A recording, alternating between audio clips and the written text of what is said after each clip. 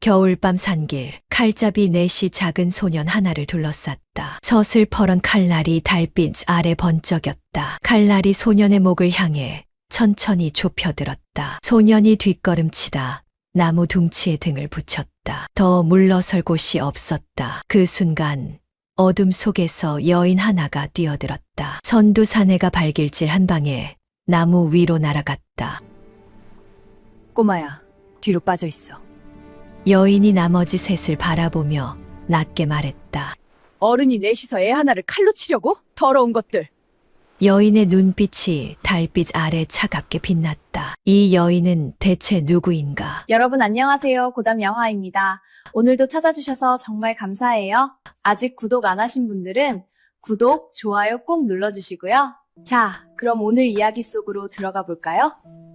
조선 중기 강원도와 경기도 사이 어딘가에 이름도 없는 작은 산이 하나 있었습니다.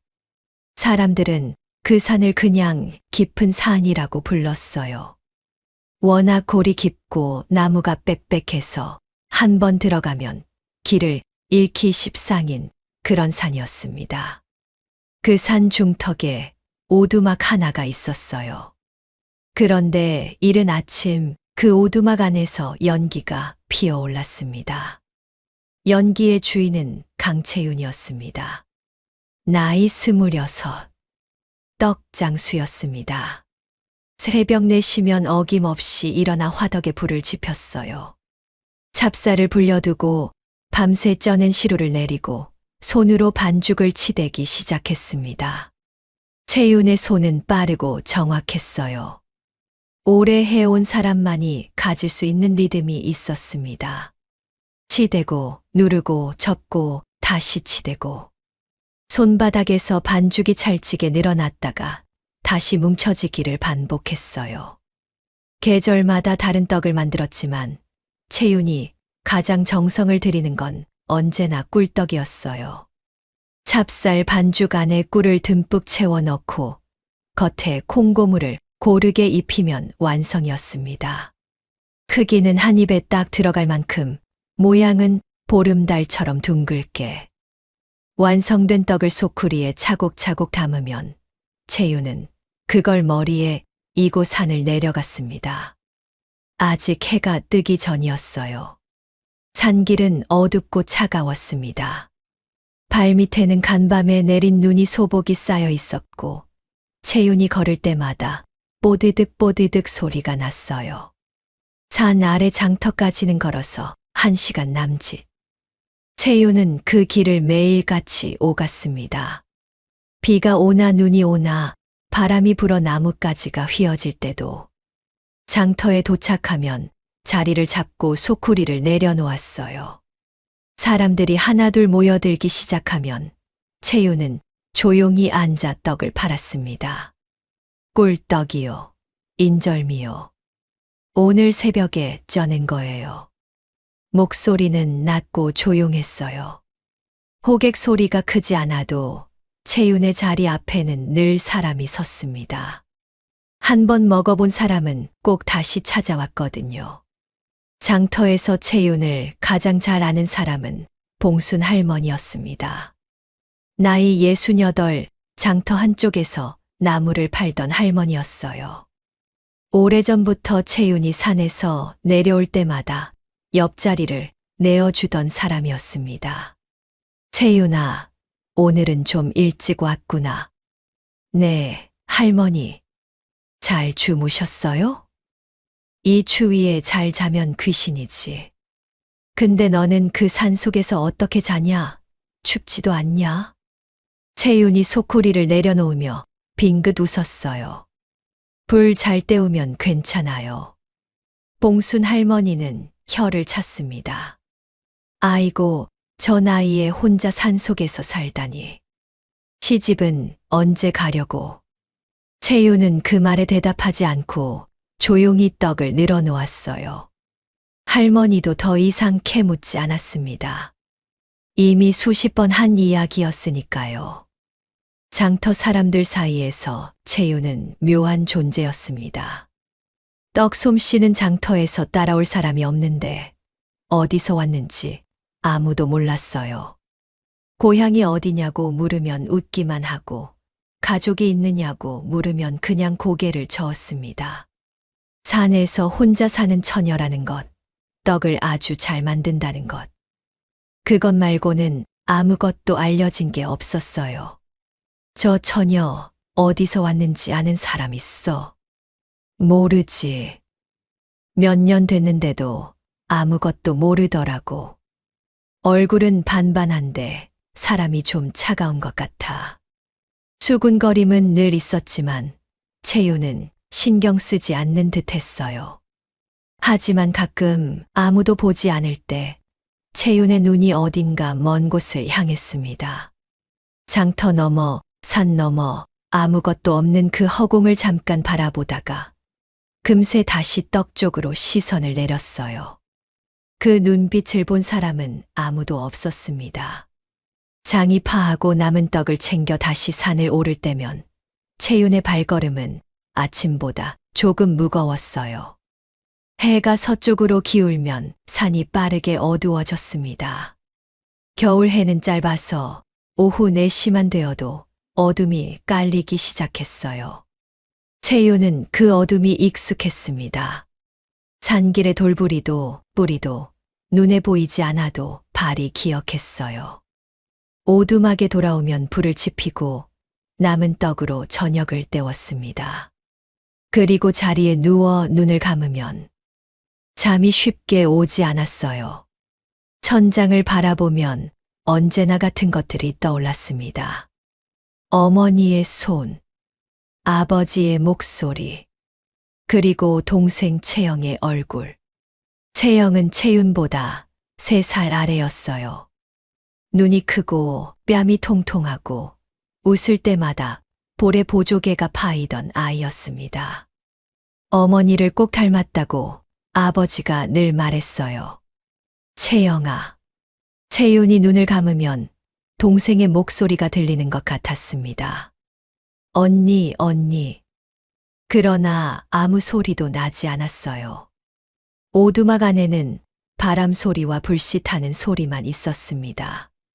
채윤은 이불을 끌어올려 눈까지 덮었어요. 그리고 아무 생각도 하지 않으려 했습니다.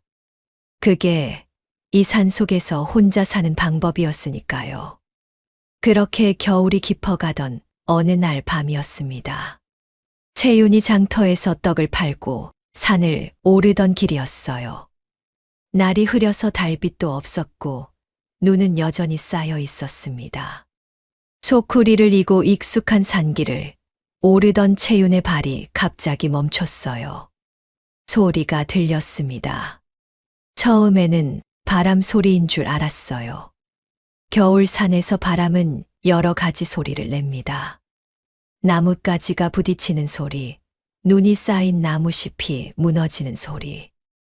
그 사이에 섞여서 뭔가 다른 소리가 났어요. 사람 소리였습니다. 채윤은 소쿠리를 내려 길 여파위 뒤에 숨겨두고 소리 나는 쪽으로 조용히 발걸음을 옮겼습니다. 산길 꺾이는 지점에서 채윤은 멈췄어요. 횃불이 4개. 그 빛 아래 산의 내시 소년 하나를 둘러싸고 있었습니다. 소년은 14살쯤 되어 보였어요. 작은 키에 가느다란 몸, 흙투성이, 얼굴에 옷은 찢어져 있었습니다. 뒷걸음치다 등이 나무에 닿았는지 더 이상 물러서지 못하고 그 자리에 굳어 있었어요. 산의 넷은 모두 칼을 들고 있었습니다. 정식으로 무예를 익힌 사람들이었어요. 서는 자세, 칼을 쥐는 방식, 발의 위치. 채윤은 한눈에 알아봤습니다. 이게 마지막이다. 어디서 숨어들었는지 모르지만 이 산을 못 빠져나간다. 선두 사내가 낮게 말했어요. 소녀는 입술을 꽉 깨물고 있었습니다.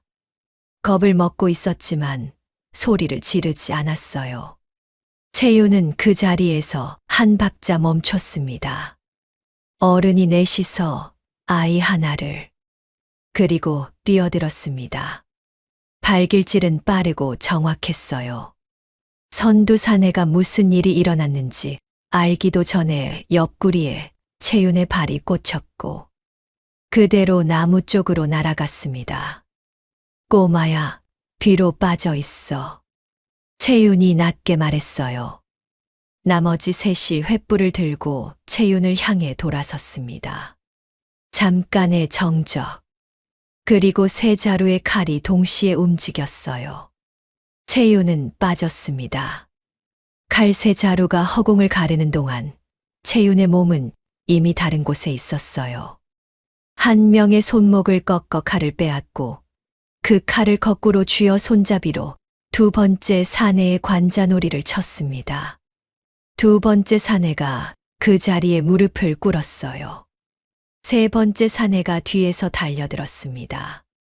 채윤은 돌아보지도 않고 팔꿈치를 뒤로 밀었어요. 정확히 턱에 맞았습니다. 세 번째 사내가 고꾸라졌어요. 처음 날아갔던 선두 사내가 일어나 칼을 들고 다시 달려들었습니다. 채윤이 옆으로 한 걸음 비켜서며 사내의 팔을 잡아당겼어요. 사내가 자신의 힘에 의해 앞으로 쏠렸고 채윤의 무릎이 올라오며 사내의 명치에 정확히 박혔습니다. 네 명이 쓰러지는데 걸린 시간은 짧았어요. 채윤은 쓰러진 사내들을 한번 내려다보다가 소년 쪽으로 고개를 돌렸습니다. 소년은 나무에 등을 붙인 채 굳어 있었어요. 눈이 크게 떠져 있었습니다. 겁을 먹은 눈인지 방금 본 것에 놀란 눈인지 알 수 없었어요. 다쳤어? 채윤이 물었습니다. 소년은 대답하지 않았어요. 채윤이 가까이 다가가 소년의 얼굴을 살폈습니다. 이마에 긁힌 자국이 있었고 오른쪽 팔에서 피가 조금 나고 있었어요. 이러고 있을 시간 없어. 저것들 곧 깨어나. 채윤이 짧게 말하고 소년의 손목을 잡아 산길 위쪽으로 끌었습니다. 소년이 비틀거렸어요. 채윤이 멈추지 않고 속도를 유지했습니다. 소년이 어쩔 수 없이 따라왔어요. 오두막에 도착했을 때 소년은 이미 반쯤 쓰러져 있었습니다. 채윤이 쌀이문을 열고 소년을 안으로 밀어 넣었어요. 화덕에 불씨가 남아 있었습니다. 채윤이 나뭇가지를 몇 개 더 얹어 불을 살리고 물 한 그릇을 끓이기 시작했어요. 소년은 자리에 앉아 숨을 고르고 있었습니다. 가쁘게 호흡하면서도 채윤을 관찰하고 있었어요. 경계하는 눈빛이 역력했습니다. 겁먹지 마. 잡아먹진 않아. 채윤이 등을 돌린 채 말했어요. 소년이 아무 말도 하지 않았습니다. 채윤이 헝겊을 꺼내 끓인 물에 적셔 소년 쪽으로 내밀었어요. 팔 줘봐. 소년이 잠깐 망설이다가 오른팔을 내밀었습니다. 채윤이 소매를 걷어 올리고 상처를 닦았어요. 깊지는 않았습니다. 긁힌 것에 가까웠어요. 이름이 뭐야? 채윤이 물었습니다. 소년이 잠시 입을 다물었다가 낮게 말했어요. 강희. 채윤이 헝겊을 묶으며 고개를 끄덕였습니다. 더 묻지 않았어요. 소년은 그날 밤 오두막 한쪽에서 잠들었습니다. 채윤은 불가에 앉아 소년을 바라봤어요. 잠든 얼굴은 아까보다 훨씬 어려 보였습니다. 긴 속눈썹이 뺨 위에 그림자를 만들고 고른 숨소리가 작게 들렸어요.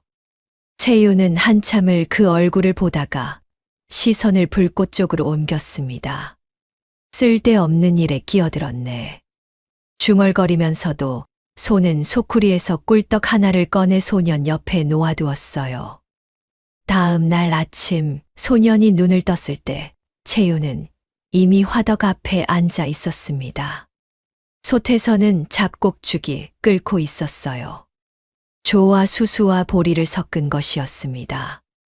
채윤이 나무 주걱으로 천천히 저으며 간을 보고 있었어요. 소년이 자리에서 일어나 앉았습니다. 오두막 안을 천천히 둘러봤어요. 낡은 나무 선반에 그릇들이 정리되어 있었고, 한쪽 벽에는 도롱이와 삿갓이 걸려 있었습니다. 창가에는 말린 약초 묶음이 매달려 있었어요.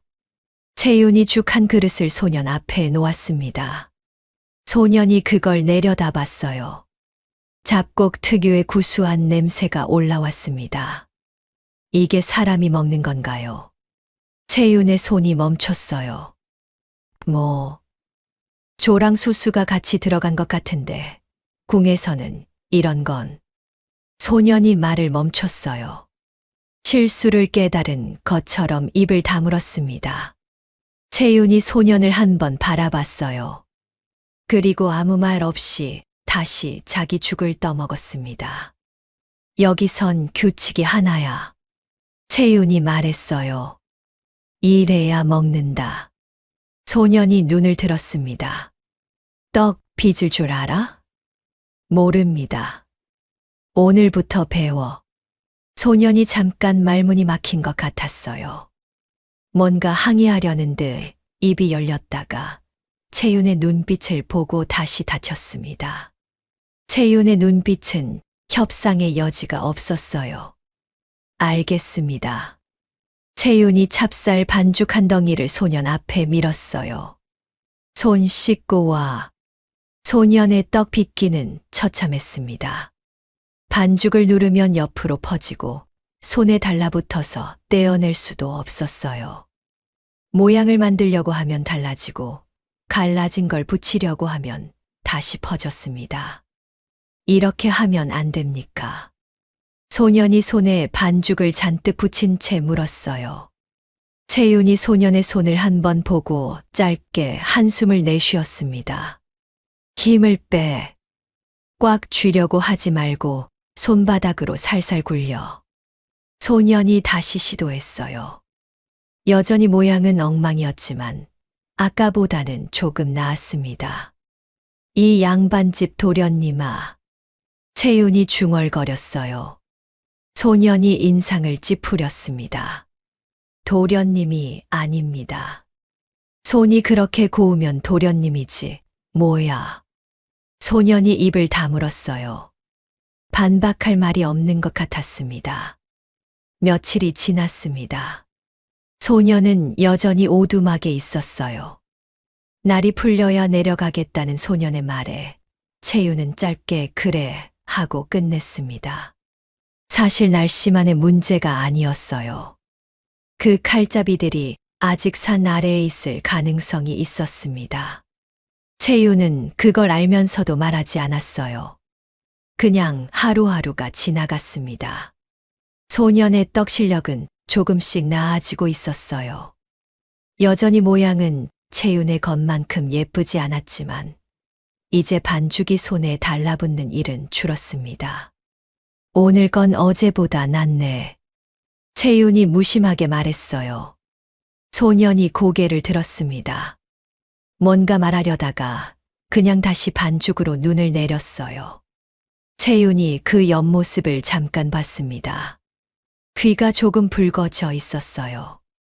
어느 날 저녁 채윤이 소년의 찢어진 옷을 꺼냈습니다.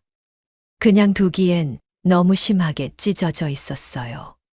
채윤이 바늘과 실을 꺼내 천을 펼쳤습니다. 안감이 보였어요. 채윤의 손이 멈췄습니다. 안감 한쪽 귀퉁이에 작은 수가 놓여 있었어요. 금실로 놓은 용문양이었습니다.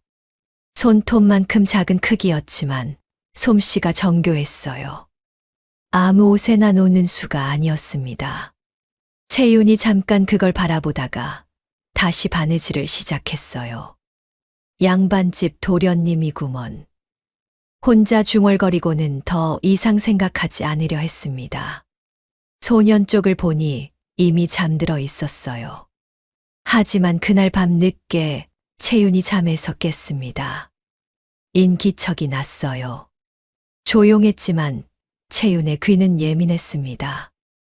몸을 반쯤 일으켜 보니 소년이 창가에 서 있었어요. 자는 줄 알았는데 아니었습니다. 소녀는 창문 너머 어딘가를 바라보고 있었어요. 등을 돌리고 있어서 얼굴은 보이지 않았습니다. 하지만 두 주먹이 꽉 쥐어져 있는 게 보였어요. 채윤은 아무 말도 하지 않았습니다.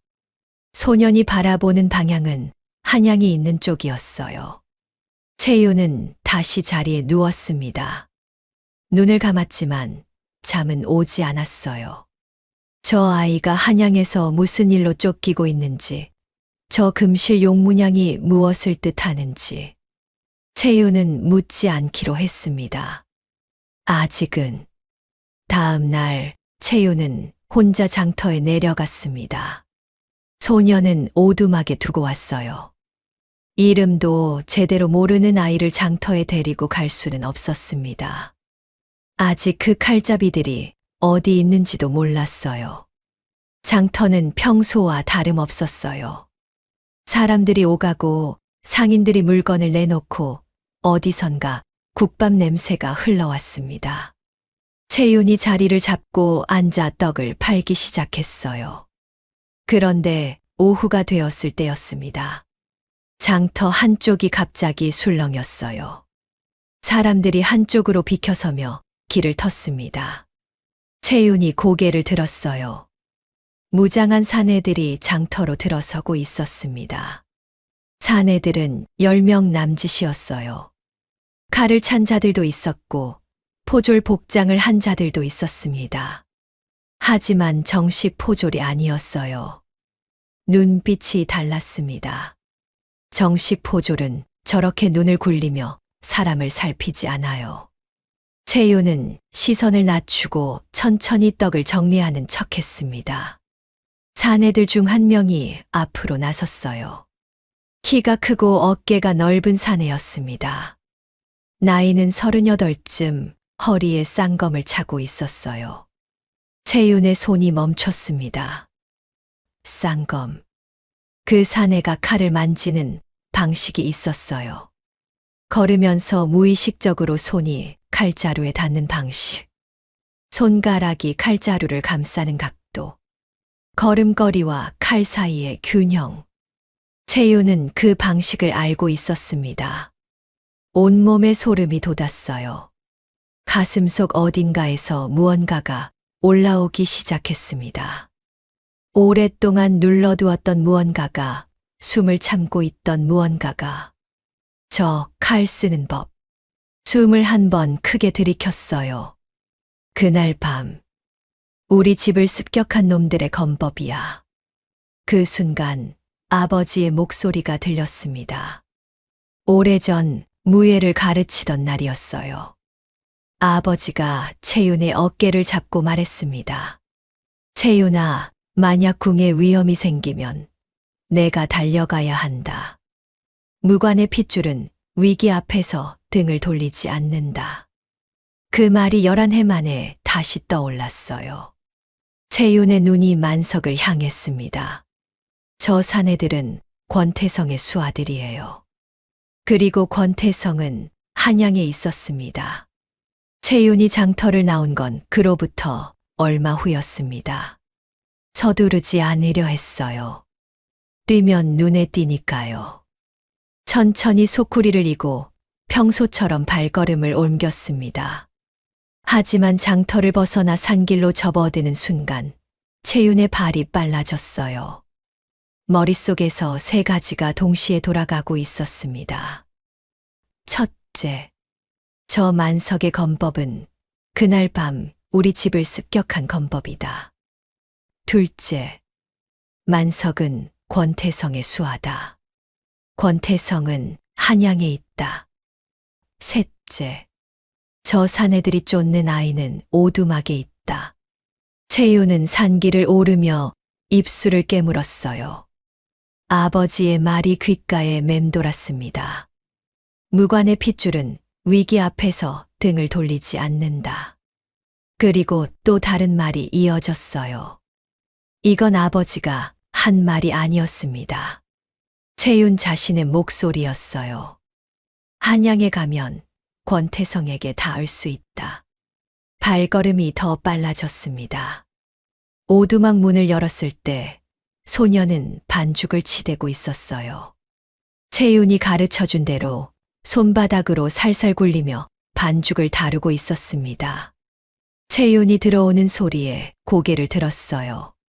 채윤의 얼굴을 보더니 소년의 손이 멈췄습니다. 무슨 일이에요? 채윤은 소쿠리를 내려놓고 소년 앞에 앉았어요. 잠깐 소년의 얼굴을 바라봤습니다. 저 아이를 쫓는 자들이 권태성의 수하들이었어요.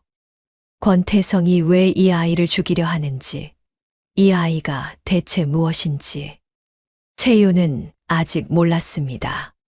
하지만 알고 있는 게 3가지 있었어요. 아버지의 유언, 원수의 검법, 그리고 한양. 그 3가지가 한 방향을 가리키고 있었습니다. 채윤이 입을 열었어요. 꼬마야, 지금 당장 여기서 나가야 해. 소년의 눈이 가늘어졌습니다. 왜요? 장터에 내를 쫓는 자들이 내려왔어. 그냥 포졸이 아니야. 무장한 사내들이 10명 이상이야.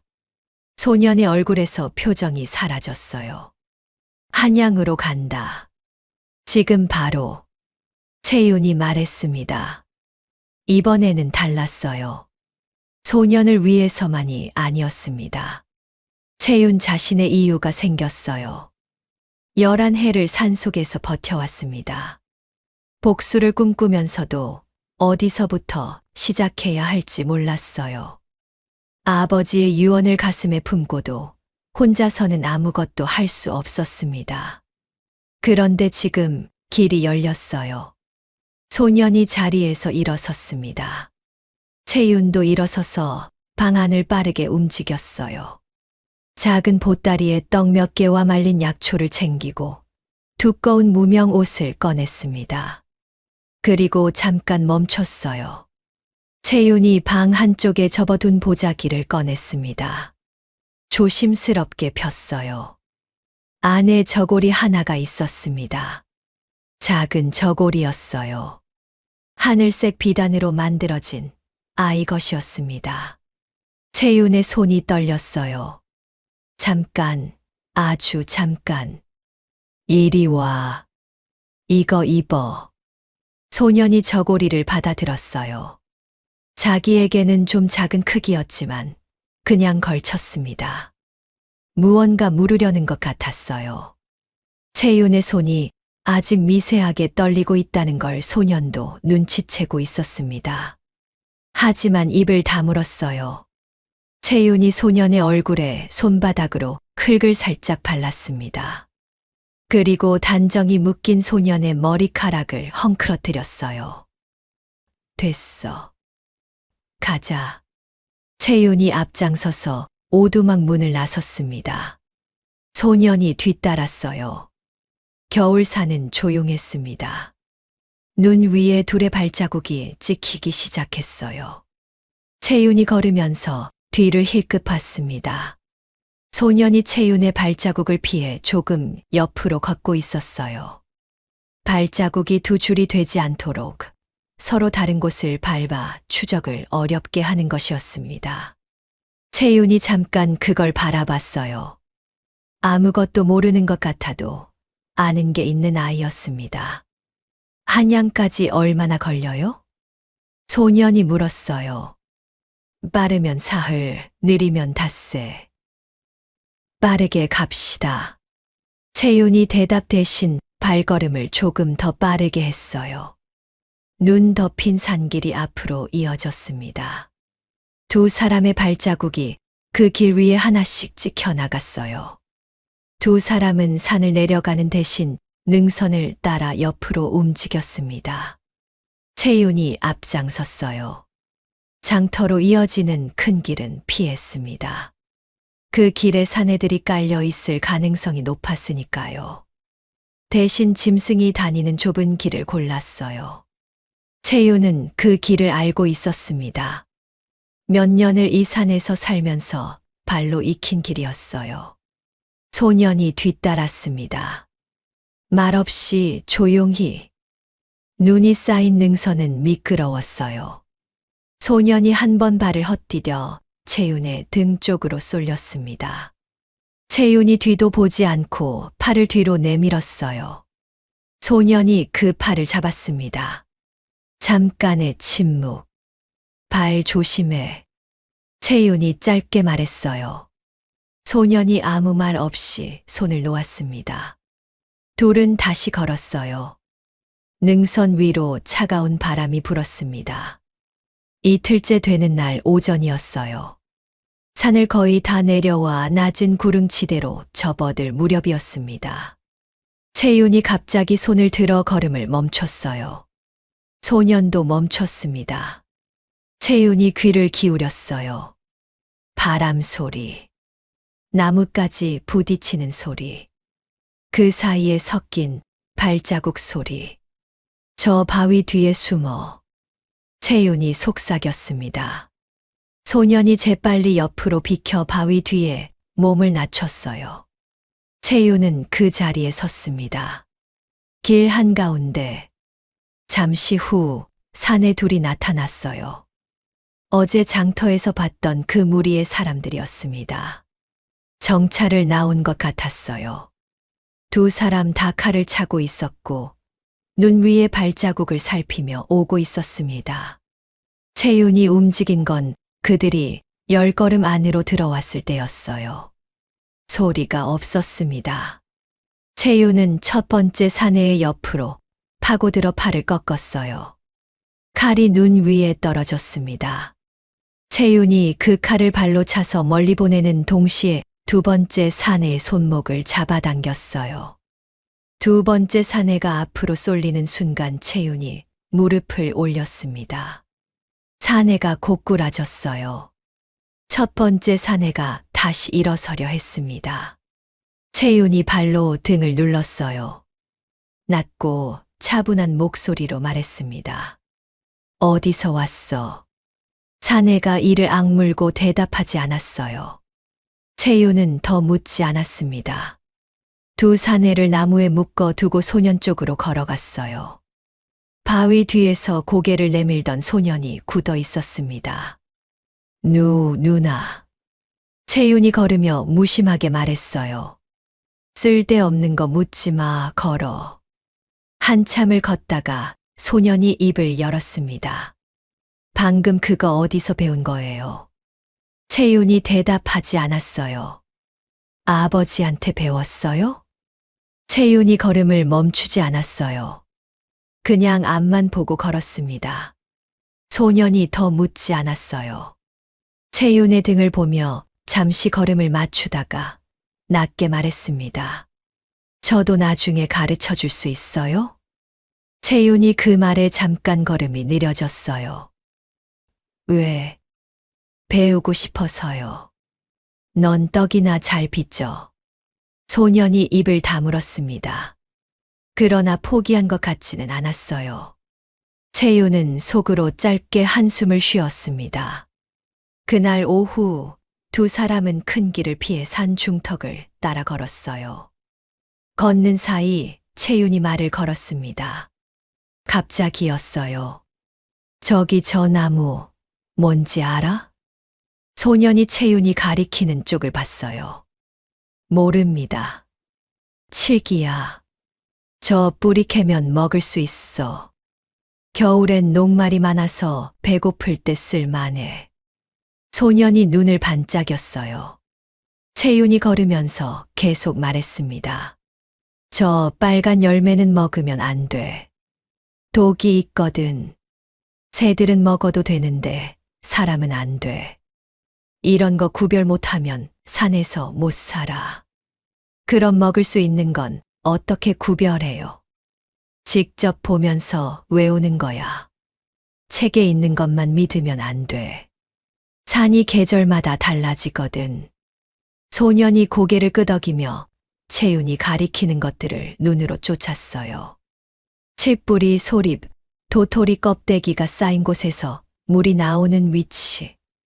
채윤이 말하는 것들을 소년은 하나도 빠뜨리지 않고 들었습니다. 궁에서는 이런 건 아무도 안 가르쳐 줬어요. 소년이 혼잣말처럼 중얼거렸어요. 채윤이 그 말을 못 들은 척했습니다. 하지만 걸음이 조금 느려졌어요. 그날 저녁 두 사람은 길 여파위 아래서 쉬었습니다. 채윤이 품에서 찹쌀 반죽을 꺼냈어요. 길을 떠나기 전 조금 챙겨온 것이었습니다. 나뭇가지에 돌멩이를 모아 작은 불을 피우고 반죽을 조금씩 뜯어 납작하게 만들어 구웠어요. 소년이 옆에 쪼그리고 앉아 그 과정을 지켜봤습니다. 채윤이 구워진 떡 하나를 소년에게 내밀었어요. 소년이 받아 한 입 물었습니다. 아무것도 넣지 않은 밀가루처럼 담백한 맛이었어요. 그런데도 소년이 말했습니다. 맛있네요. 채윤이 빙긋했습니다.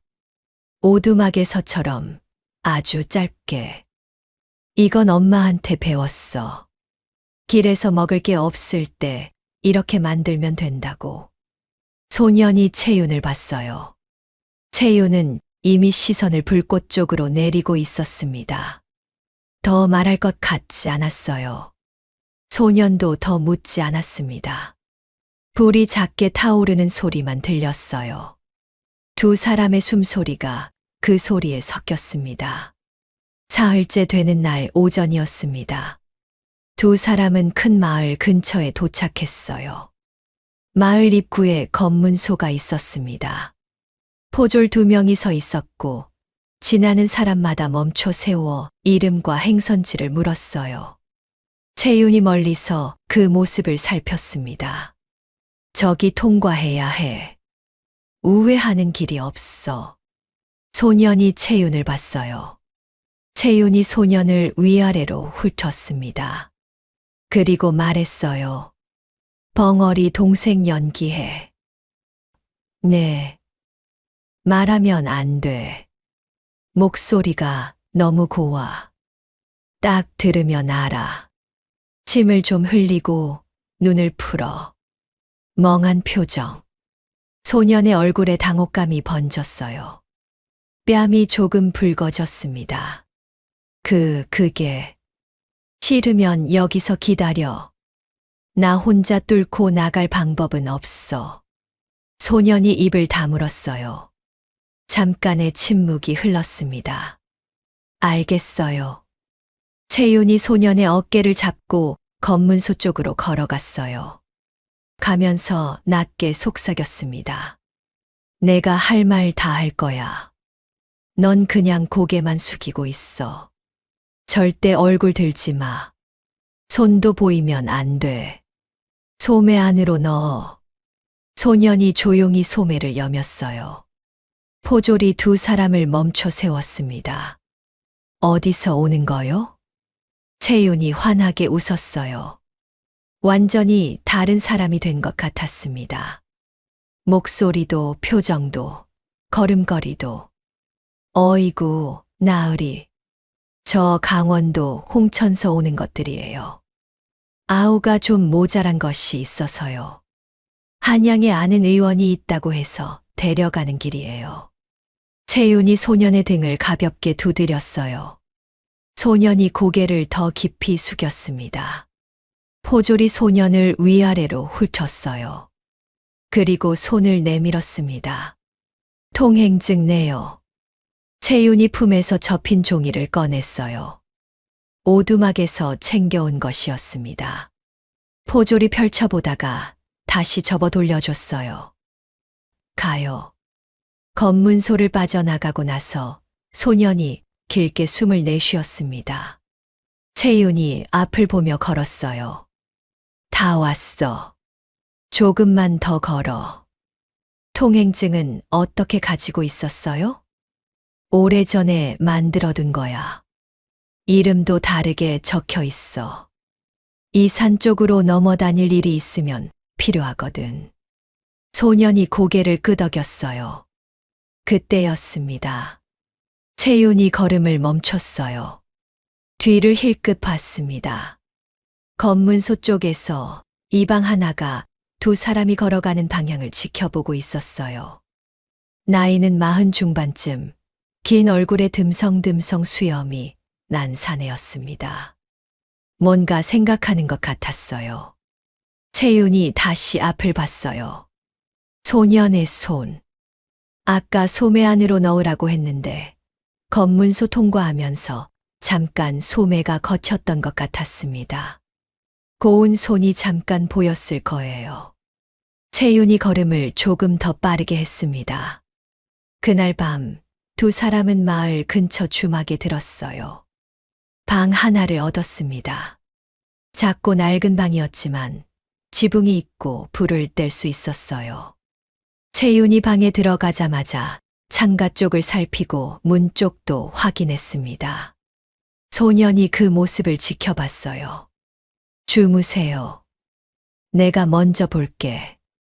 채윤이 말했습니다. 같이 지켜볼게요. 그럴 필요 없어. 자, 소년이 잠깐 채윤을 봤다가 자리에 누웠어요. 하지만 눈이 감기지 않는 것 같았습니다. 채윤도 알고 있었어요. 잘하고. 채윤이 다시 말했어요. 이번에는 조금 부드럽게.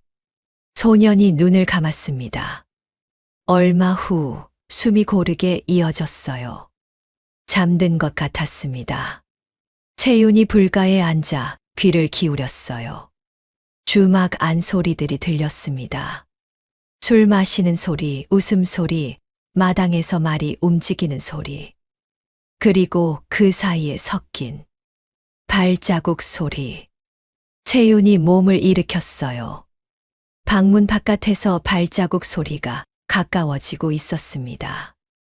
한 명이 아니었어요. 여러 명이 방을 하나씩 돌아보는 것 같았습니다. 채윤이 소년의 어깨를 흔들었어요. 소년이 눈을 떴습니다. 채윤이 손가락으로 천장을 가리켰어요. 소년이 채윤의 눈빛을 보고 그 뜻을 알아챘습니다. 아무 말 없이 자리에서 일어나 채윤의 손을 딛고 들보 위로 올라갔어요. 채윤이 소년의 발을 밀어 올리고 이불을 펼쳐 자기가 누울 자리를 만들었습니다. 그리고 품에서 작은 병을 꺼냈어요. 술이었습니다. 옷에 조금 뿌리고 손목에도 조금 발랐어요. 채윤이 자리에 드러눕고 이불을 끌어올렸습니다. 눈을 감고 숨을 고르게 만들었어요. 방문이 열렸습니다. 빛이 들어왔어요. 사내가 횃불을 들고 방 안을 살폈습니다. 이불 속에서 드르렁드르렁 소리가 났어요. 채윤이 내는 소리였습니다. 자연스럽고 깊은 코골이 소리였어요. 사내가 코를 막았습니다. 술 냄새가 방 안에 가득했으니까요. 없네. 다음 방. 사내가 문을 닫았어요. 발자국 소리가 멀어졌습니다. 채윤이 눈을 떴어요. 천장 들보 쪽을 봤습니다. 들보 위에서 소년의 눈이 채윤을 내려다보고 있었어요. 숨을 죽이고 꼼짝도 않고 채윤이 손으로 내려오라는 신호를 보냈습니다. 소년이 천천히 내려왔어요. 착지하면서 잠깐 채윤의 팔을 잡았다가 손을 놓았습니다. 어떻게 그런 생각을? 채윤이 짧게 말했어요. 자, 아직 밤이 남았어. 새벽 일찍 두 사람은 주막을 빠져나왔어요. 날이 밝기 전이었습니다. 마당에 아무도 없었어요. 채윤이 먼저 나가 길을 살피고 소년을 데리고 나왔습니다. 마을을 벗어나 다시 산길로 들어섰어요. 걸음이 빨랐습니다. 둘 다 말이 없었어요.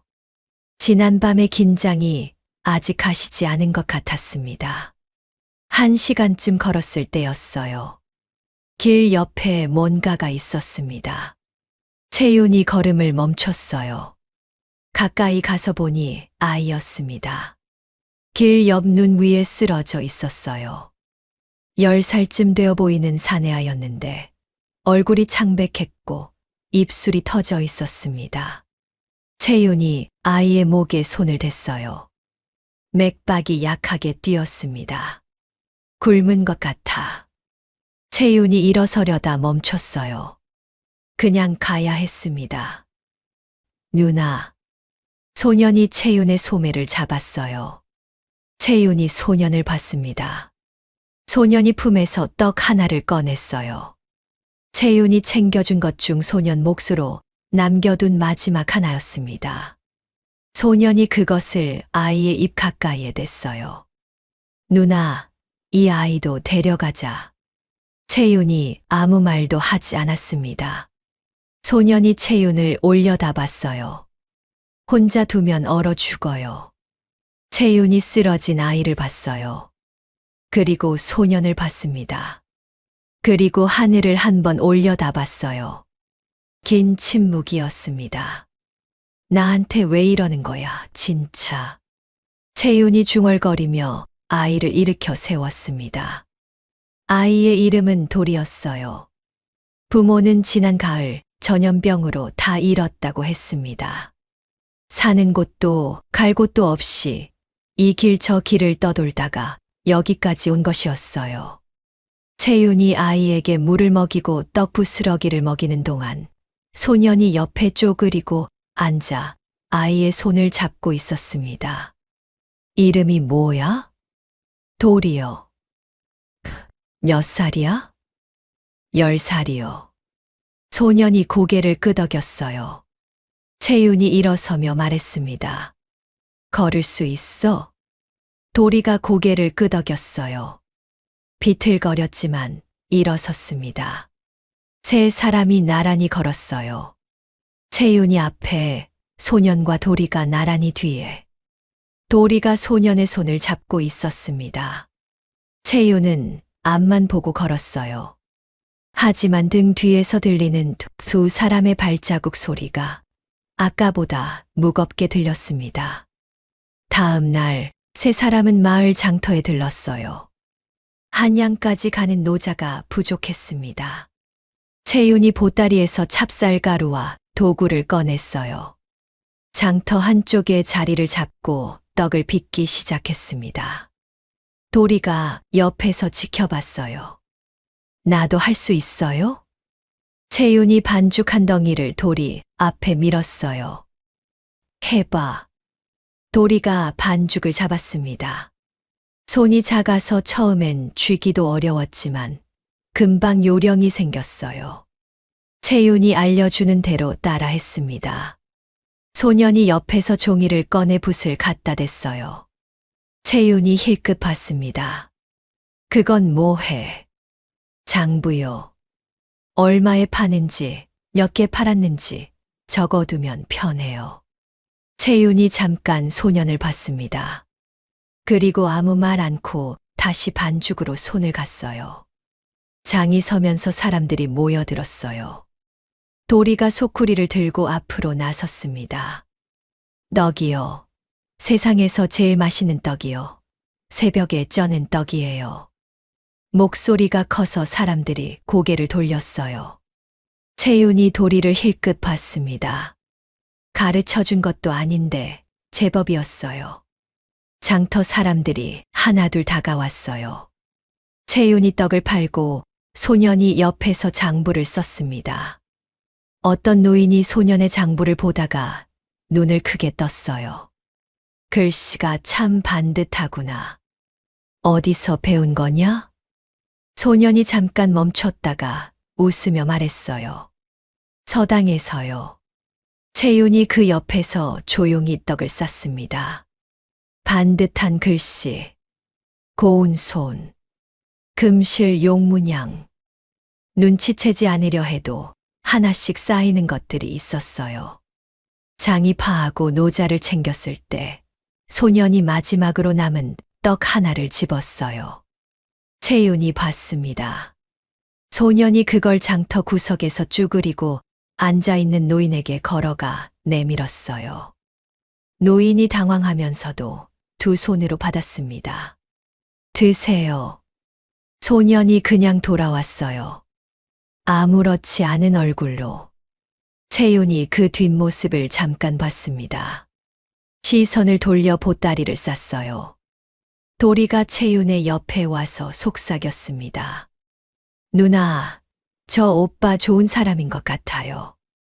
채윤이 대답하지 않았어요. 하지만 보따리를 묶는 손이 아주 잠깐 멈췄습니다. 그 오후였어요. 세 사람이 마을을 지나는데 관아 앞에 사람들이 모여 있었습니다. 채윤이 도리의 어깨를 잡아 속도를 줄였어요. 소년이 앞으로 나가려는 걸 채윤이 눈빛으로 막았습니다. 관아 앞마당에 농민 가족이 끌려 나와 있었어요. 남자 하나, 여자 하나, 그리고 어린아이 하나.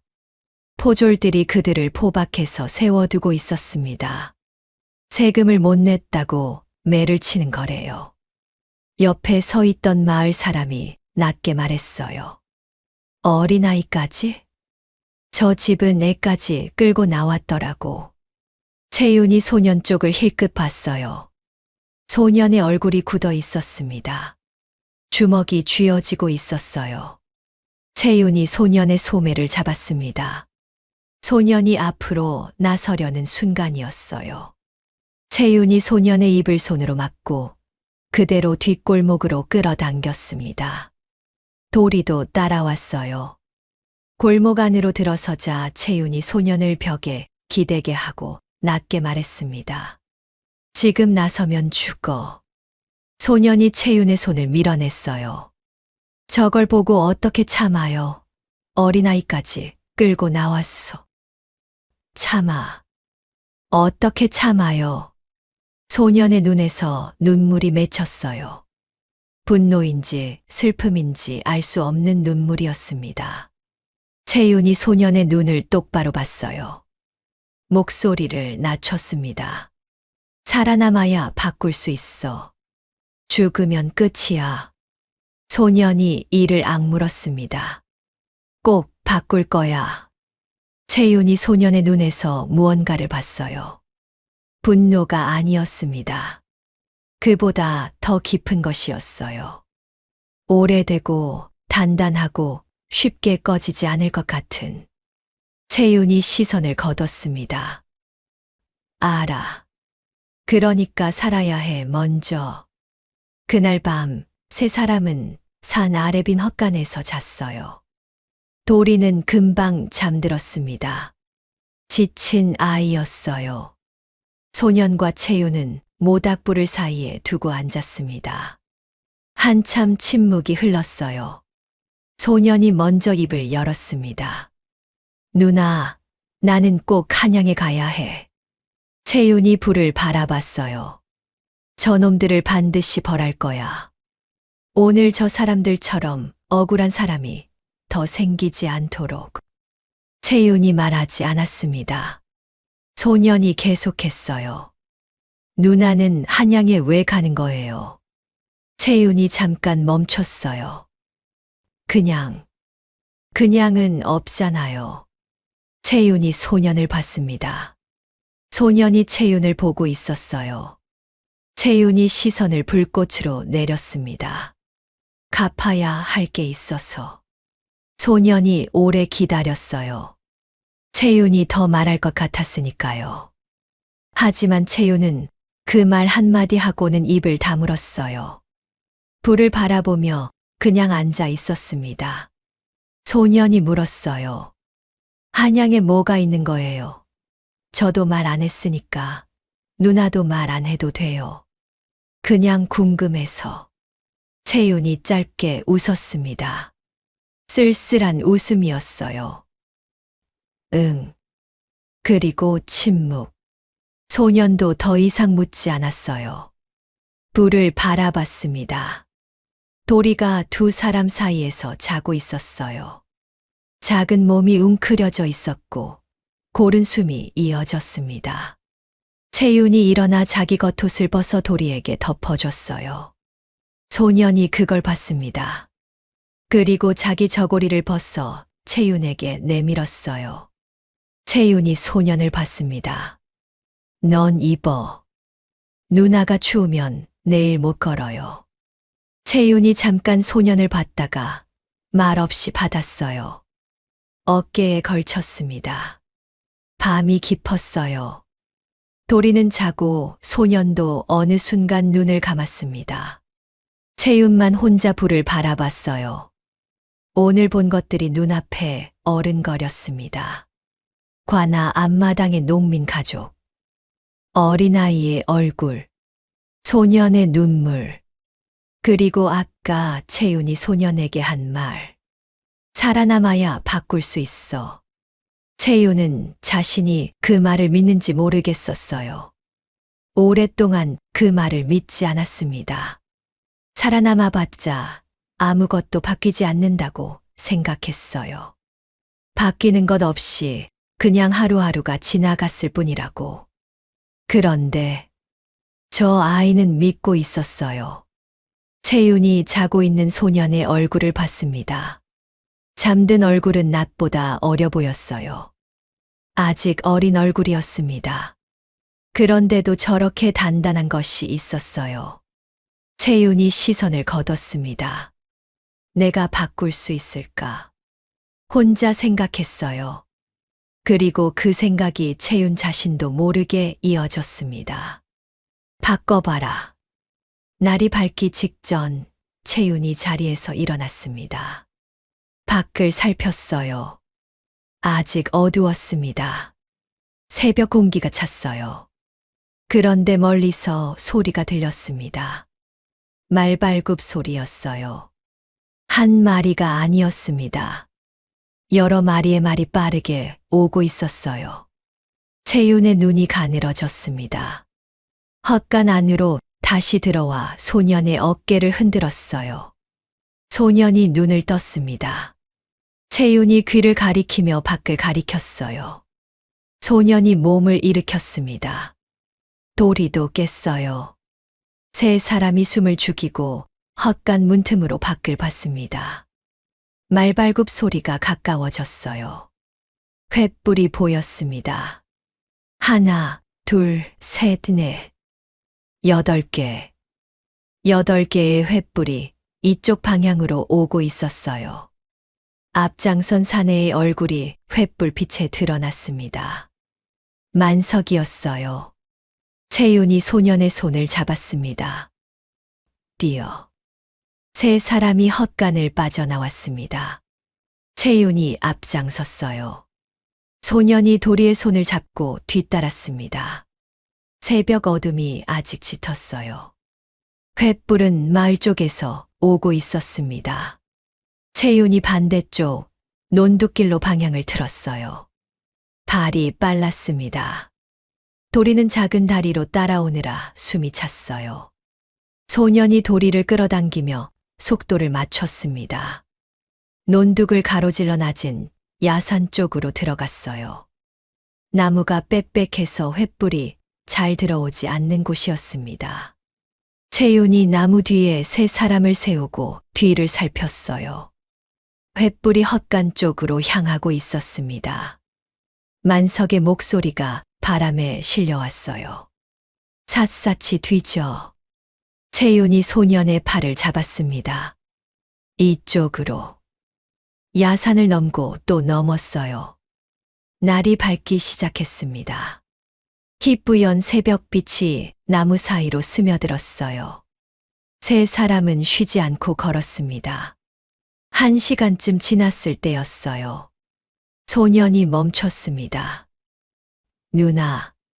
채윤이 돌아봤어요. 소년이 도리를 가리켰어요. 도리가 비틀거리며 서 있었습니다. 어제 겨우 몸을 추스른 아이였어요.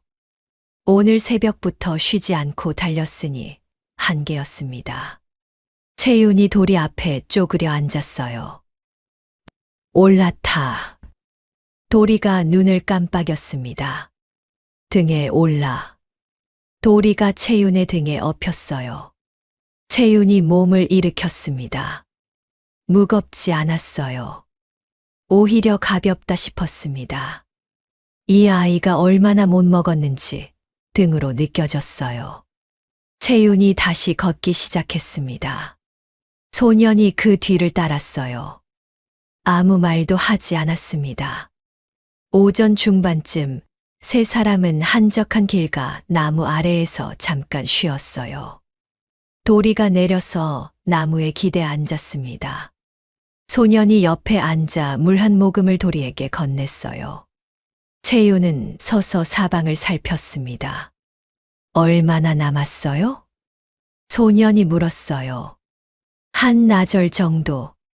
그럼 오늘 안에 도착할 수 있겠네요. 채윤이 고개를 끄덕였어요. 하지만 표정이 밝지 않았습니다. 문제는 한양 들어가는 길이야. 경비가 두텁게 깔려 있어. 특히 큰 성문은.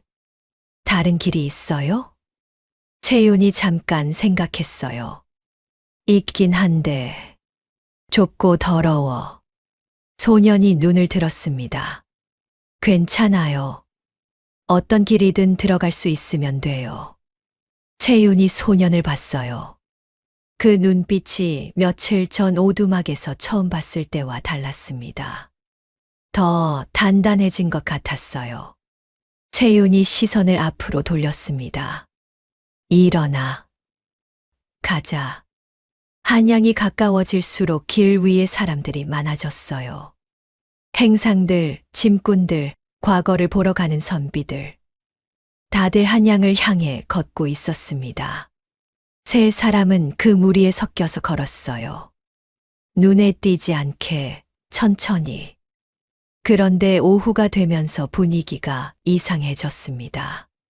길 위에 사람들이 수군거리기 시작했어요. 저마다 낮은 목소리로 무언가를 주고받았습니다. 채윤이 귀를 기울였어요. 세자가 죽었다더라. 아니, 반정이 일어났다는 소문도 있던데. 궁이 봉쇄됐다고 해. 아는 사람이 성문이 다 닫혔다고 했어. 채윤의 발걸음이 느려졌습니다. 옆에서 소년이 그 말들을 듣고 있었어요. 표정이 굳었습니다. 주먹이 천천히 쥐어지는 게 보였어요. 채윤이 소년의 소매를 잡고 낮게 말했습니다. 들은 척 하지 마. 계속 걸어. 한양 근교에 다다랐을 때 도성의 윤곽이 보이기 시작했어요. 회색 성벽이 저 멀리 이어졌습니다. 성문 위로 깃발이 휘날렸어요. 채윤이 눈을 가늘게 떠서 그 깃발을 봤습니다. 권태성의 깃발이었어요. 채윤이 숨을 한 번 골랐습니다. 저놈이야. 소년이 채윤의 말을 들었어요. 그 시선이 성문 위 깃발로 향했습니다. 저놈이 모든 걸 꾸민 원흉이야. 채윤이 낮게 말했어요. 처음으로 입 밖에 내는 말이었습니다. 오래 눌러두었던 말이었어요. 소년의 얼굴이 단단하게 굳어졌습니다. 그러나 떨지 않았어요. 성벽을 바라보는 눈빛이 흔들리지 않았습니다. 들어갑시다. 소년이 말했어요. 채윤이 소년을 봤습니다. 그리고 고개를 끄덕였어요. 큰 성문은 포기했습니다. 채윤이 세 사람을 데리고 성벽 동쪽으로 돌았어요. 성벽 아랫부분에 오래된 하수구가 있었습니다. 사람이 겨우 지나갈 수 있는 너비였어요. 냄새가 고약했습니다. 채윤이 도리를 봤어요. 무서워? 도리가 고개를 저었습니다. 뻥이라는 걸 알 수 있었지만 채윤은 그냥 넘어갔어요. 들어가기 전에 채윤이 세 사람을 한번 돌아봤어요. 안에 경비가 있을 수 있어. 내가 앞에서 처리할 거야. 두 사람은 내가 신호 줄 때까지 움직이지 마. 소년이 고개를 끄덕였습니다. 그리고 채윤이 소년의 눈을 봤어요. 무슨 일이 있어도 내가 가라고 하면 가. 알겠어? 소년이 채윤을 봤습니다. 입을 열려다가 채윤의 눈빛에 잠깐 멈췄어요. 알겠어요. 하수구는 좁고 어두웠습니다. 채윤이 앞장서고 소년이 가운데, 도리가 맨 뒤에서 기어 들어갔어요. 냄새가 진했지만 세 사람 다 불평하지 않았습니다. 통로 중간에서 채윤이 멈췄어요. 앞에서 소리가 났습니다. 경비병이었어요. 2명이 통로 출구 쪽을 지키고 있었습니다. 채윤이 뒤로 손을 뻗어 소년의 팔을 잡았어요. 멈추라는 신호였습니다. 그리고 혼자 앞으로 나아갔어요. 소리가 2번 났습니다. 짧고 둔탁한 소리였어요. 그리고 침묵. 채윤이 다시 나타났습니다. 와. 2 경비병이 통로 옆에 의식을 잃고 쓰러져 있었어요. 채윤이 그 옆을 지나치며 말했습니다. 묶어둘 시간 없어. 빨리.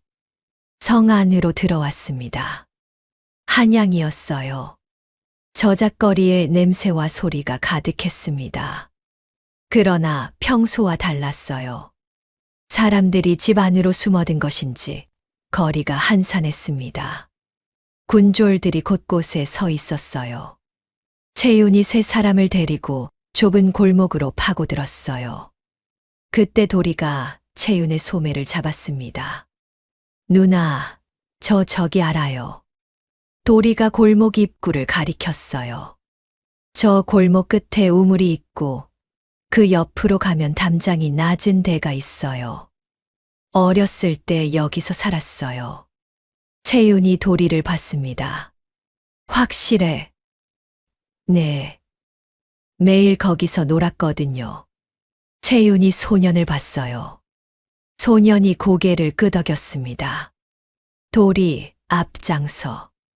도리가 앞장서서 골목을 누볐습니다. 작은 몸이 좁은 골목 사이를 자유롭게 오갔어요. 담장을 살피고 군졸이 있는 방향을 피해 3 사람을 안내했습니다. 채윤이 뒤따르며 도리의 판단을 믿었어요. 저 담장이에요. 도리가 가리킨 곳은 낡은 흙담이었습니다. 높이가 낮았어요. 채윤이 먼저 훌쩍 넘었습니다. 그리고 소년을 끌어올렸어요. 도리가 마지막으로 넘었습니다. 담장 안쪽은 버려진 마당이었어요. 잡초가 무성했고 낡은 우물이 하나 있었습니다. 이쪽으로 계속가면 궁궐 쪽이에요. 도리가 말했어요. 채윤이 도리의 머리를 한번 쓸었습니다. 아무 말 없이. 도리가 눈을 깜빡였어요. 잘했어. 그런데 마당을 가로지르려는 순간이었습니다. 앞쪽에서 발자국 소리가 들렸어요. 채윤이 3 사람을 잡아당겨 우물 뒤에 숨겼습니다. 군졸 5명이 마당을 가로질러 왔어요. 채윤이 숨을 죽이고 기다렸습니다. 군졸들이 지나갔어요. 채윤이 일어서려다 멈췄습니다. 반대쪽에서 또 발자국 소리가 났어요. 이번에는 더 많았습니다. 채윤이 귀를 기울였어요. 20명. 아니, 30명. 채윤의 얼굴이 굳었습니다. 우물 뒤에서 고개를 살짝 내밀어 보니 마당 3 방향에서 사내들이 들어오고 있었어요. 횃불을 들고 칼을 차고 그 앞에 만석이 서 있었습니다. 이번엔 못 도망쳐. 채윤이 몸을 일으켰어요. 소년과 도리가 채윤의 등 뒤로 밀려났습니다. 채윤이 2 손을 자연스럽게 내리며 30명을 천천히 둘러봤어요. 30명이었습니다. 횃불 여러 개가 마당을 밝히고 있었어요. 채윤이 소년에게 속삭였습니다. 꼬마야, 도리야. 2 사람이 채윤을 봤어요. 저 오른쪽 담장 넘으면 길이 나와. 그 길 끝까지 가면 궁 쪽으로 이어져. 소년이 채윤의 소매를 잡았습니다. 누나랑 같이 가. 채윤이 소년의 손을 부드럽게 떼어냈어요. 그리고 소년의 어깨를 잡고 눈을 맞췄습니다. 내가 살아야 저놈들을 벌할 수 있어. 가, 강이야.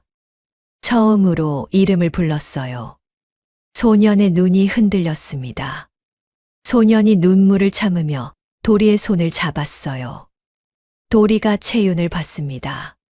채윤이 도리의 머리를 한번 쓸었어요. 빨리 뛰어. 두 사람이 오른쪽 담장으로 뛰었습니다.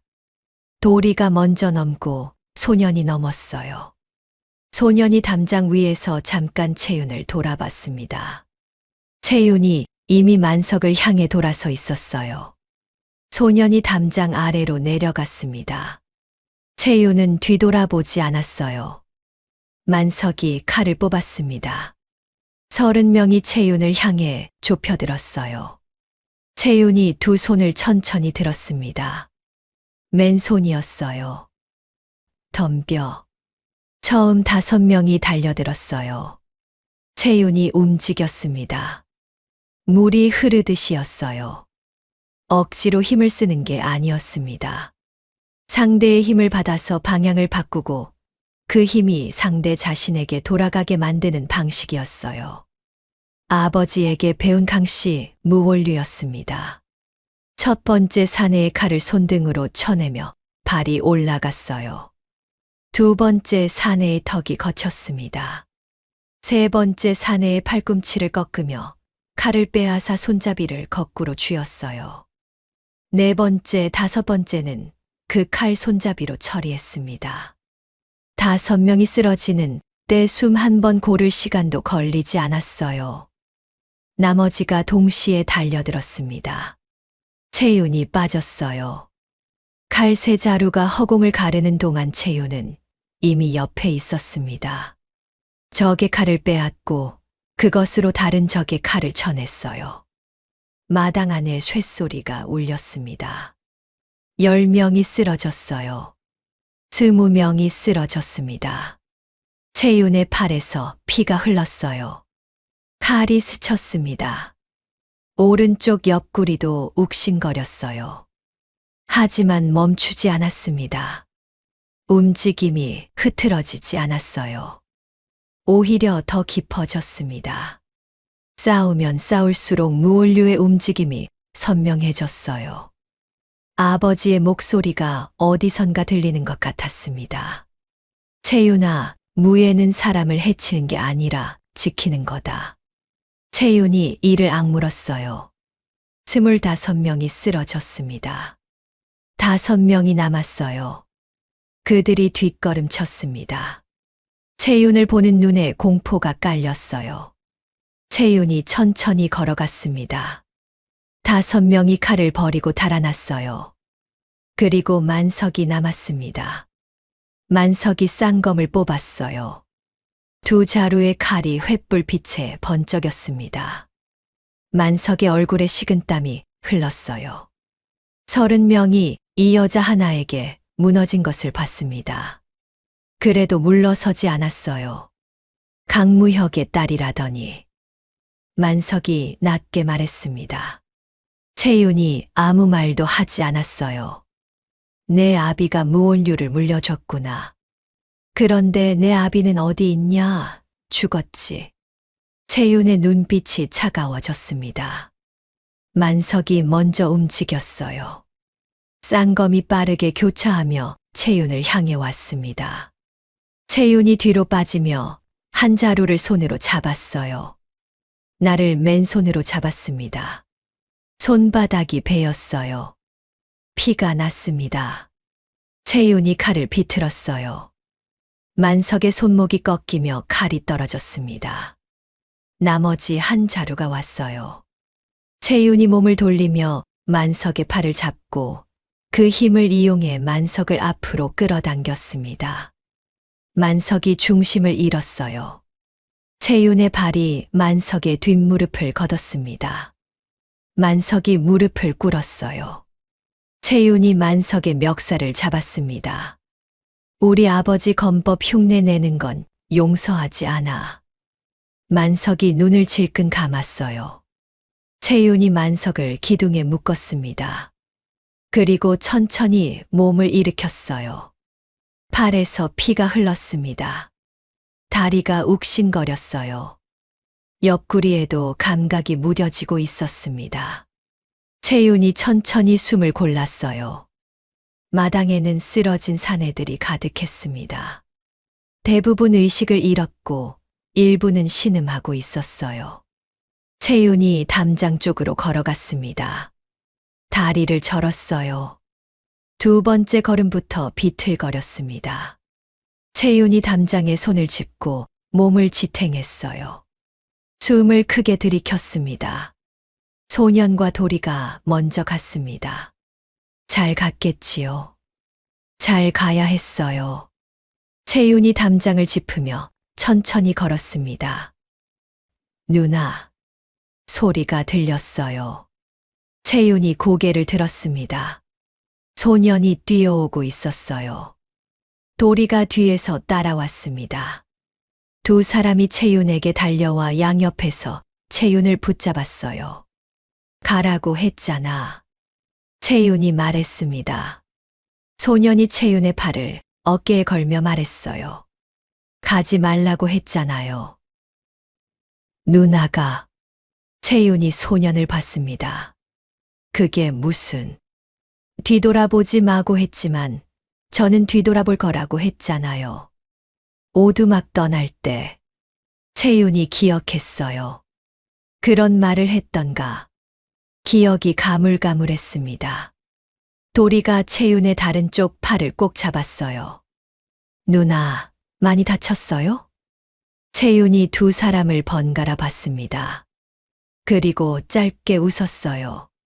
피투성이 얼굴로 다리를 절면서. 말 안 듣는 건 누구 닮은 거야? 세 사람이 서로를 부축하며 걸었습니다. 궁궐 방향이었어요. 소년이 앞을 봤습니다. 성문이 보였어요. 문 앞에는 군졸들이 섰고 그 너머로 궁궐의 지붕이 보였습니다. 그런데 성문 위에 권태성의 깃발이 휘날리고 있었어요. 그리고 성문 앞 광장에 권태성이 서 있었습니다. 뒤에 정예 병력이 가득했어요.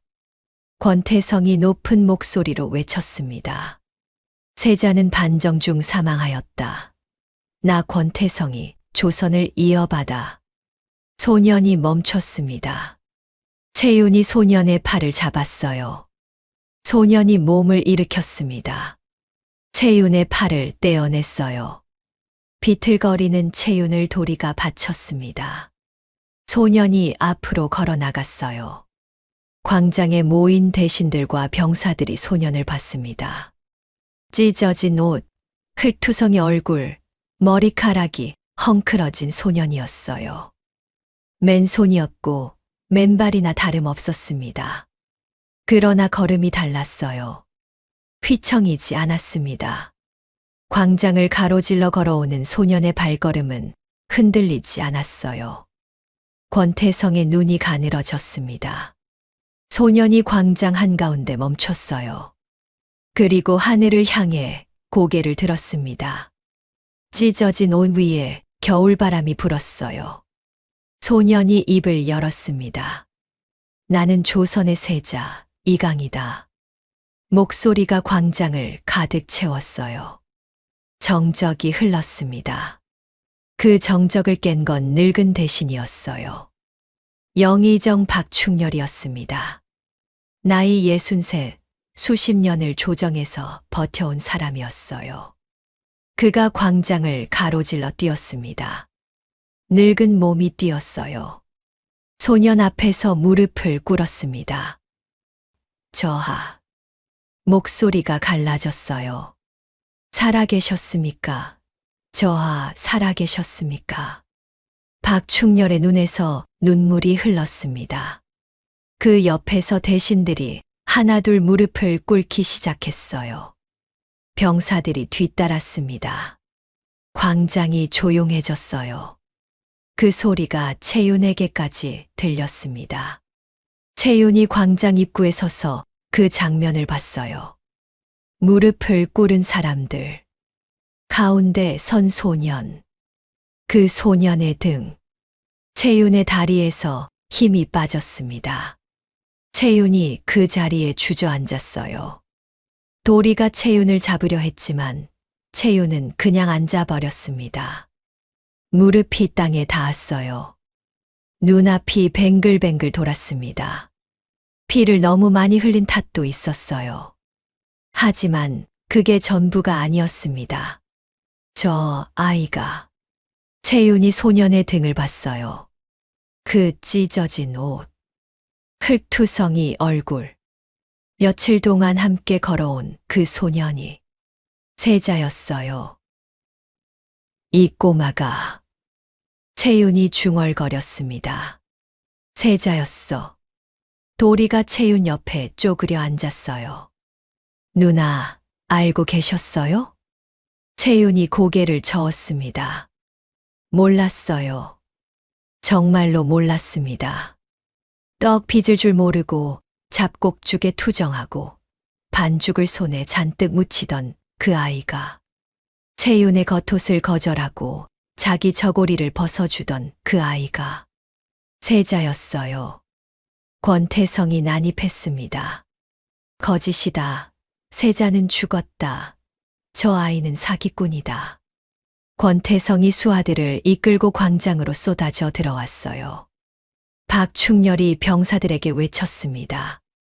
세자 저하를 지켜라. 광장이 혼란에 빠졌어요. 채윤이 일어섰습니다. 다리가 욱신거렸습니다. 팔에서 피가 멈추지 않았어요. 그래도 일어섰어요. 권태성의 수하들이 세자 쪽으로 달려가고 있었습니다. 채윤이 그 사이로 뛰어들었어요. 권태성이 채윤을 봤습니다. 두 사람의 시선이 마주쳤어요. 권태성의 눈빛이 굳었습니다. 강무혁의 딸이 살아있었다니.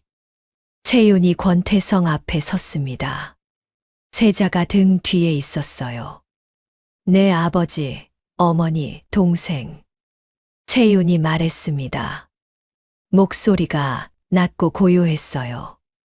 내가 다 죽였지. 권태성이 비웃었어요. 그래, 내가 죽였다. 강무혁이 살아있으면 내 일이 안 됐으니까. 그리고 너도 여기서 끝이야. 권태성이 수하들에게 손짓했습니다. 수하 6명이 채윤을 향해 달려들었어요. 채윤이 움직였습니다. 만신창이 몸이었어요. 아까보다 느렸습니다. 그러나 멈추지 않았어요. 1명, 2명, 3명. 쓰러뜨렸습니다. 4번째에서 채윤의 다리가 꺾였어요. 무릎이 땅에 닿았습니다. 5번째 수하가 칼을 들고 왔어요. 채윤이 이를 악물고 일어섰습니다. 그리고 5번째, 6번째를 쓰러뜨렸어요. 권태성이 직접 칼을 뽑았습니다. 채윤이 권태성을 봤어요. 끝이야, 권태성. 채윤이 말했습니다.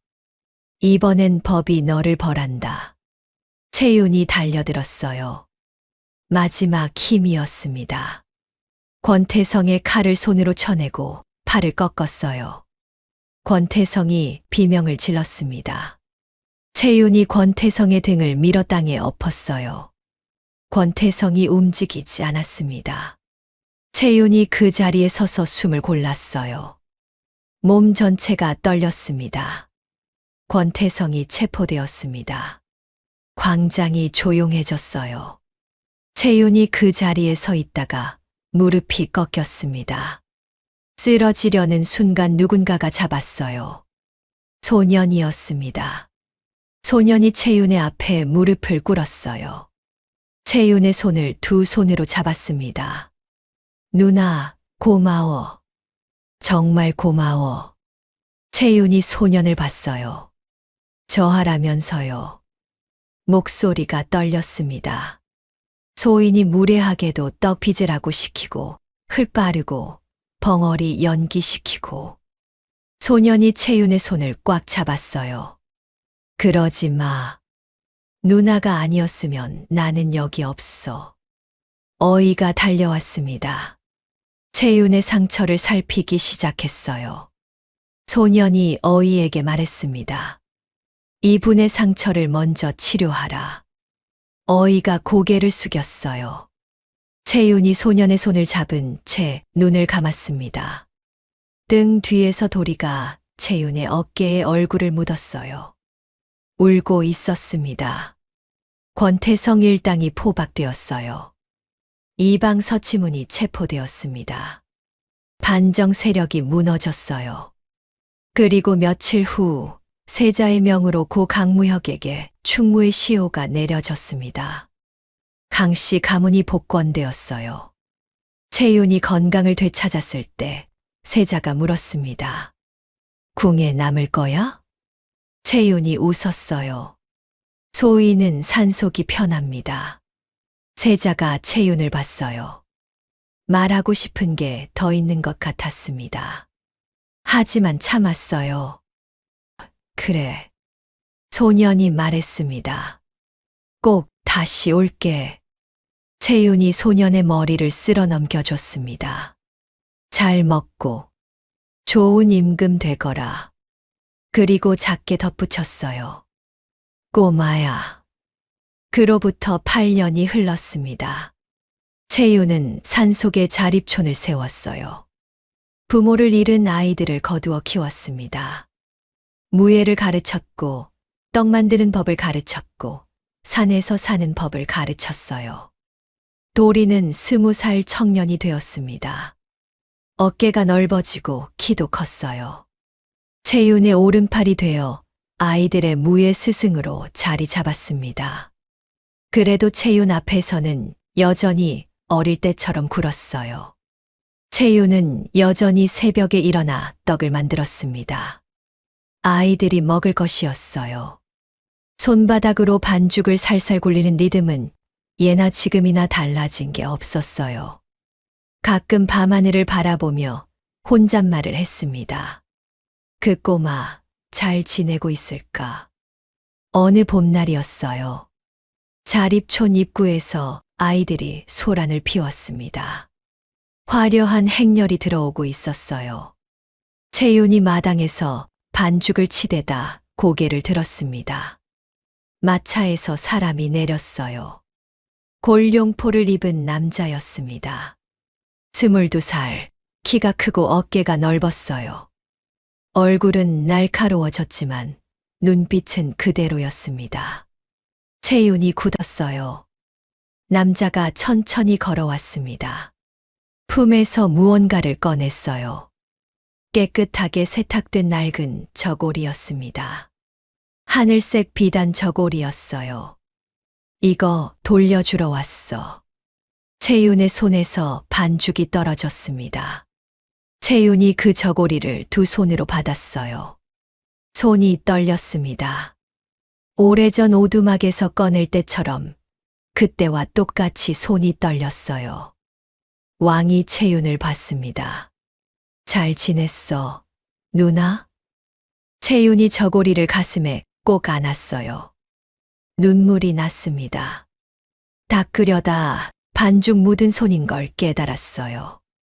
그냥 흘렸습니다. 왕이 웃었어요.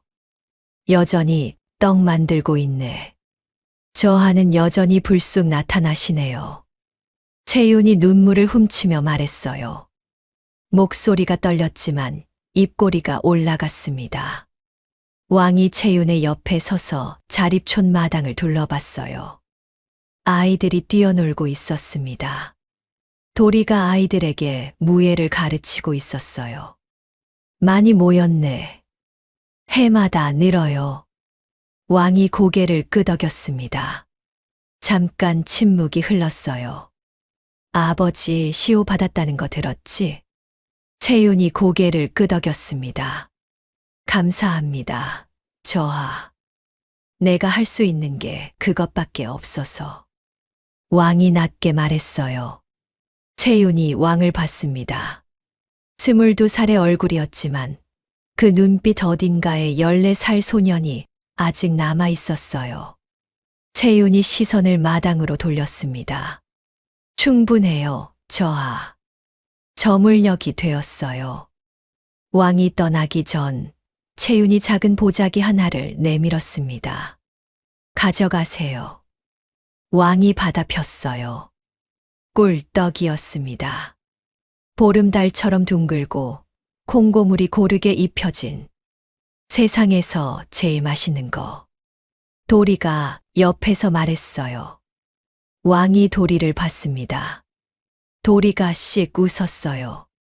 왕이 꿀떡 하나를 집어 한 입 물었습니다. 아무 말도 하지 않았어요. 그냥 씹었습니다. 채윤이 왕의 표정을 봤어요. 눈을 감고 있었습니다. 뭔가를 떠올리는 것 같았어요. 겨울 산속 오두막, 화덕 앞, 잡곡죽. 그리고 처음으로 맛본 꿀떡. 왕이 눈을 떴어요. 역시 누나떡이 제일 맛있어. 채윤이 웃었습니다. 처음 만났을 때처럼 짧고 빠른 웃음이 아니었어요. 길고 따뜻한 웃음이었습니다. 행렬이 산길을 내려갔어요. 채윤이 자립촌 입구에 서서 그 뒷모습을 바라봤습니다. 도리가 옆에 섰어요. 또 올까요? 채윤이 잠깐 생각했어요. 올 것 같은데. 도리가 웃었습니다. 채윤이 가슴에 안고 있던 하늘색 저고리를 내려다봤어요. 깨끗하게 세탁되어 있었지만 낡은 건 어쩔 수 없었습니다. 오래된 것이었으니까요. 채윤이 하늘을 올려다봤어요. 봄 하늘이었습니다. 복숭아꽃이 흩날렸어요. 꽃잎 하나가 채윤의 뺨을 스쳐 지나갔습니다. 아버지, 어머니, 채영아. 채윤이 속삭였어요. 보고 계시죠? 바람이 불었습니다. 꽃잎들이 한꺼번에 흩날렸어요. 채윤이 저고리를 가슴에 꼭 안았습니다. 언니, 행복해요. 눈물이 났어요. 슬픈 눈물이 아니었습니다. 오래 참아온 것들이 드디어 내려앉는 그런 눈물이었어요. 채윤이 뒤를 돌아봤습니다. 마당에서 아이들이 뛰어놀고 있었어요. 도리가 아이들 사이에서 웃고 있었습니다. 채윤이 반죽 묻은 손을 치마에 닦고 마당으로 걸어 들어갔어요. 봄 햇살이 자립촌 마당 위에 따뜻하게 내려앉았습니다. 참, 여러분. 오늘 이 이야기 어디서 듣고 계세요? 댓글로 어느 지역에서 듣고 있어요. 한 줄만 남겨주세요. 그 지역으로 제가 좋은 기운 듬뿍 보내드릴게요. 그리고 오늘 이야기 재미있으셨으면 구독, 좋아요 꾹 눌러주시고요. 다음 이야기도 기대해 주세요. 여러분, 오늘도 들어주셔서 감사합니다. 고담야화였습니다. 편안한 밤 되세요.